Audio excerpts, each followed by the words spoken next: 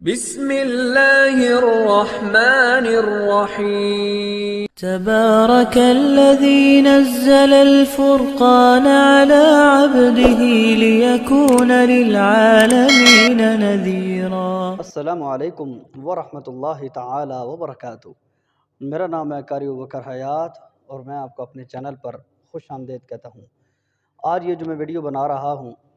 یہ میں اپنے ہم اثر یا اپنے دوست یا جو مجھ سے پڑھ کے جا چکے ہیں طلباء اکرام تجوید ان کے لیے بنا رہا ہوں، یا وہ میرے دوست جنہوں نے تجوید ابھی نئی پڑھانا شروع کیا ہے، پہلا دوسرا یا تیسرا سال ہے۔ یہ میں اپنے سینئر اساتذہ میں سے یا سینئر قراء میں سے کسی کے لیے بھی میں یہ جسارت نہیں کر سکتا تجوید پڑھانے کا، کیونکہ میرے پاس آج کل کالیں آ رہی ہیں، قاری صاحب ہمارا تجوید پڑھانے کا بالکل نیا اور پہلا سال ہے، تو ہمیں پڑھانے کا کوئی طریقہ بتائیں۔ تو میں بعضوں کو طریقہ بتا بھی چکا ہوں، لیکن ابھی تک کیونکہ اتنی زیادہ کالز اور اتنا زیادہ میرا جو واٹس اپ ہے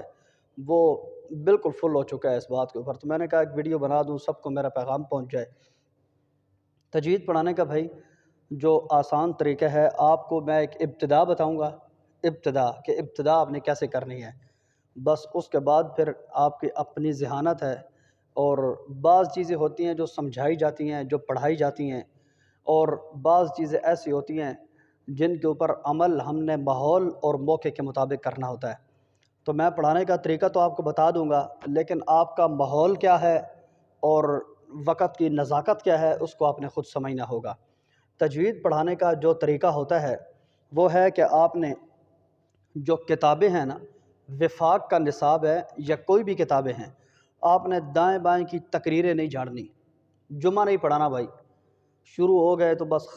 ختم، بس علامہ صاحب لگے ہوئے ہیں، اور طلباء کی عادت ہوتی ہے اس سامنے سے سر ہلاتے رہتے ہیں کہ بالکل ایسا ہی ہے، بز اخفش کی بکری کی طرح سنی جا رہے ہیں اور آپ ان کو پڑھائی جا رہے ہیں، ایسا نہیں ہے۔ ان کو صرف جو کتاب ہے نا، کتاب جو نفس کتاب ہے وہ آپ نے سمجھانی ہے۔ اگر نفس کتاب آپ کو سمجھانا آ گئی، آپ بہترین قسم کے عالم ہیں، آپ بہترین قسم کے قاری ہیں، بہترین قسم کے پڑھے لکھے ہیں، بجائے اس کے کہ جو کتاب میں لکھا ہوا ہے اس کا طلباء کو ہوا بھی نہیں لگی اور آپ دائیں بائیں کی موٹی اور پتلی کتابیں ان کو پڑھائی جا رہے ہیں۔ انہوں نے کیا پڑھنا ہے؟ جو ان کے سامنے لکھا ہوا ہے، جس کا انہوں نے امتحان دینا ہے، جس کے بارے میں آپ مدرسے کو جواب دے ہیں، جس کے بارے میں وہ امتحان کے اندر پیپر کو جواب دے ہیں، اب وہ پڑھیں ان کو۔ تو آپ نے جو سب سے پہلی چیز ہے، آپ نے خلاصۃ التجوید اگر آپ کے نصاب میں شامل ہے تو صحیح ہے، ورنہ کوئی بھی کتاب آپ سب سے پہلے ان کو وہ قواعد آپ نے پڑھانے ہیں جن قواعد کا تعلق قرآن کریم کے ساتھ ہے۔ مثال کے طور پر غنہ کی تعریف، مد کی تعریف، اظہار، ادغام، اقلاب، اخفاء، یا را کے موٹے اور باریک ہونے کے قاعدے، وقف کے قاعدے، یا وقف بالاشمام، وقف بالروم، وقف بالاسکان، یہ جو موٹے موٹے قواعد ہیں یہ آپ نے پڑھانے ہیں، اور آپ نے قل اعوذ برب الناس کی طرف سے ان کو قاعدے یاد کرواتے جانا ہے اور ساتھ ساتھ اجرا کروانا ہے۔ ساتھ ساتھ غنہ کی تعریف یاد کروائی، ساتھ ہی غنہ کی پریکٹس قل اعوذ برب الناس پہ کرائیں اور ساتھ ہی اس کا اجرا کروائیں۔ ہر غنہ کے اوپر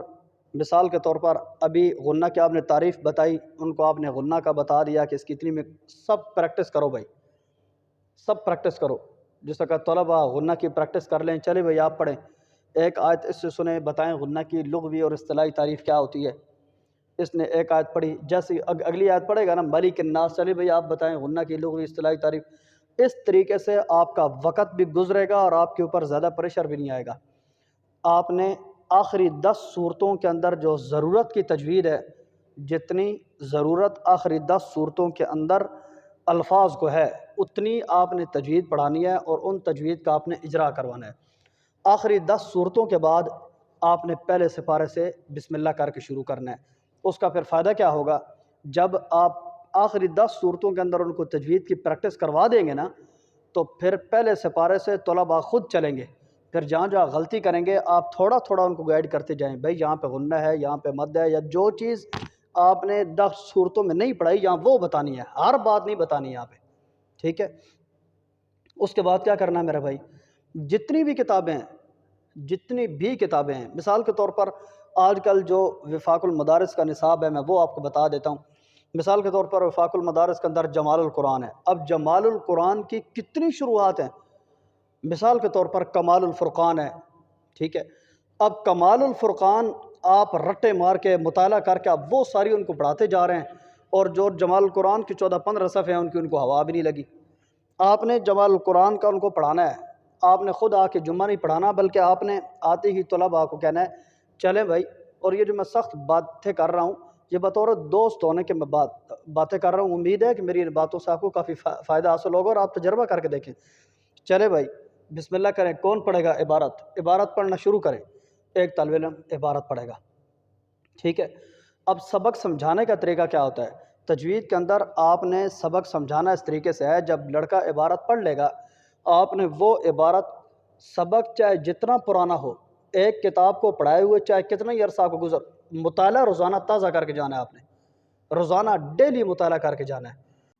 تو اس طریقے کے ساتھ آپ نے ان کو نفس کتاب جو ہے وہ سمجھانے کی کسی طریقے سے بھی آپ کوشش کریں، آپ نے کوشش کرنی ہے، ٹھیک ہے، کہ وہ عبارت پڑھ چکا ہے، اس عبارت کا خلاصہ، اگر خلاصہ تو تجوید انہوں نے پڑھی ہے یا نہیں پڑھی، خلاصے آپ نے سارے سبق پڑھانے سے پہلے خلاصہ تو تجوید سے بیان کرنے ہیں۔ اس کے بعد جو لڑکے نے عبارت پڑھی ہے اس عبارت کو آپ ایک ایک لائن کر کے پڑھتے جائیں، اور اس لائن کے اندر جو کچھ بیان ہوا ہے وہ آپ آسان الفاظ کے اندر ان کو سمجھاتے جائیں، تاکہ دوسرے دن وہ آپ کو کوئی 2-4 لفظ سنا بھی سکیں۔ سبق پڑھانے سے پہلے سبق کا خلاصہ بیان کرنا واجب نہیں، فرض ہے، اور آپ کو پتہ ہے کہ جب فرض ادا ہی نہ ہو تو عبادت دوبارہ ادا کرنی پڑتی ہے۔ تو اگر آپ نے خلاصے اب تک بیان نہیں کیے تو گویا کہ آپ نے خلاصہ آپ کو تجوید پڑھانے کا یا کسی بھی کتاب پڑھانے کا جو انداز ہے وہ میرے خیال میں یہ تو نہیں کہہ سکتا کہ آپ کو پڑھانا ہی نہیں آیا، بلکہ میں یہ کہوں گا کہ طلباء کو پڑھانے کا جو حق ہے وہ ہم سے ادا نہیں ہوا، اگر ہمیں سبق پڑھانے سے پہلے سبق کا خلاصہ بیان کرنے کا طریقہ ہمیں نہیں آیا یا خلاصہ بیان کرنے کا مواد ہمارے پاس نہیں ہے۔ آپ نے سبق کا خلاصہ سب سے پہلے بیان کرنا ہے، اس کے بعد تھوڑا تھوڑا سبق پڑھنا ہے، ان کو عبارت سمجھانی ہے۔ سبق سے پہلے خلاصہ بیان کرنا فرض سمجھیں، اس کے بعد جو سبق ایک دن پڑھایا ہے وہ دوسرے دن ان سے سننا فرض سمجھیں، کیونکہ طلباء کو رٹے کی عادت بنی ہوئی ہے، وہ حفظ سے اٹھ کے آپ کے پاس آتے ہیں۔ اگر آپ ان سے سبق سنیں گے نہیں